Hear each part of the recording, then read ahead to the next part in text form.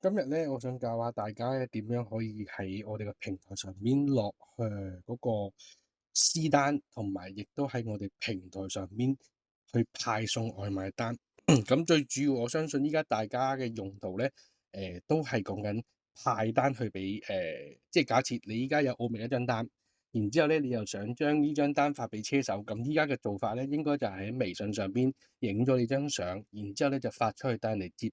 接完之後咧，你就要再話俾人哋聽，你已經接咗。咁喺唔同嘅群入邊，其實有少少唔方便嘅。咁依家咧喺個系統上邊，你只要首先第一樣嘢註冊咗我哋做鋪頭，即係你做鋪頭，然之後咧喺入邊就可以發到呢個私單去俾車手去直接對應嘅。咁你見到咧呢一個位就係首先喺我哋喺呢個訂單嗰個界面入邊啦，然之後你會見到有待處理啊、歷史訂單啊同埋外部派送嘅。外部派送呢一個位咧，就係代表我哋依家可以直接影一張相，跟然之後發出去嘅。咁按咗呢一個位，呢個位咧可以上傳我借啲意，求其上傳一啲啊。咁我就上傳可能呢個啦。跟住然之後咧，嗰張相我就其實同你哋依家個流程一樣嘅。有張奧覓單，你應該正常嚟講咧，上邊可能要寫一個尾號咧，去接翻佢嗰個電話，或者你可以直接寫晒成個電話，或者下邊你真係有心機可以填晒嘅話咧，有晒收貨地址、有晒名同埋有埋電話號碼咧係可以嘅。咁最主要就係呢個派送位啦。咁咧依家其實我哋 default 咧就算咗30蚊嘅，咁其他睇下你哋自己嗰個需求啦，可以有唔同嘅錢去講啦。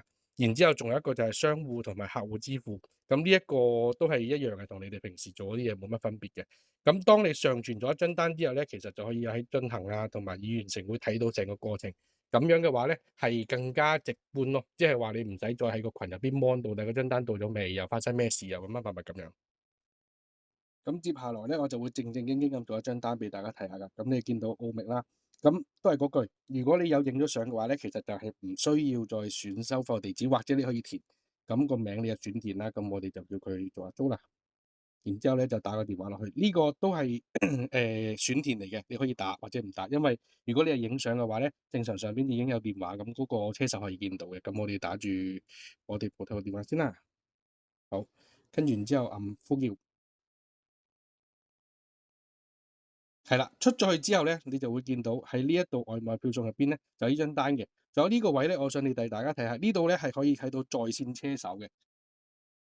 啱啱我嗰度就係未在線嘅。咁呢一見到咧在線咗之後咧，其實係會顯示咗有幾多個車手喺邊一個區域入邊。咁你就唔使成日都話啊，到底呢個區入邊有冇車手啊？乜乜乜乜咁樣。咁好啦，去到進行咗之後咧，你就會見到你發嗰張相啦，跟住之後就可以同佢哋傾偈，呢個係最重要嘅。依家你哋如果想揾嗰個車手傾偈咧，一係就打電話俾佢，一係就係要去微信上邊，跟住之後係揾翻個群，然之後同個車手講，咁有啲唔方便嘅。咁我示範一下咧，如果假設我哋依家車手發一個信息俾你，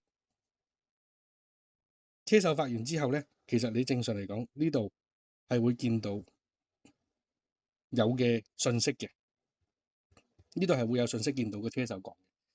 呢一度咧係有少少特別嘅。假設如果你唔係外送單嘅話咧，其實仲可以同埋客人去溝通嘅。咁呢個我就遲啲再展示一下啦。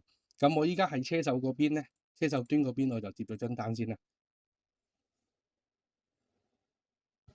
接咗張單之後咧，呢度係會可以同步一下，就會更新咗一個狀態。咁你就見到其實已經有車手接咗單啦，幾多錢啦，跟住之後所有嘅信息你都見到，亦都你會見到呢度咧係個車手嘅信息嚟嘅。咁車手嗰邊咧，咁佢哋就過嚟取貨咯喎。咁佢過嚟再取貨咧，你又撳一撳同步咧，佢就會見到已經取咗貨啦。咁取咗貨之後，咁當然佢就繼續啦，去送貨啦。送完貨之後咧，佢哋會影一張相嘅。咁好啦，呢一刻咧，跟完之後個車手咧就做完嗰張單啦。跟完之後咧，佢就發一發嗰個已經完成咗嗰張單嘅狀態過嚟。然之後你喺呢一邊再同步咧，佢就會已經完成去到已完成嗰邊。然之後你亦都會見到送達嗰張相去咗邊度嘅。咁就已經完成可以成件事㗎啦。咁啊同步係啦，就會更新個狀態。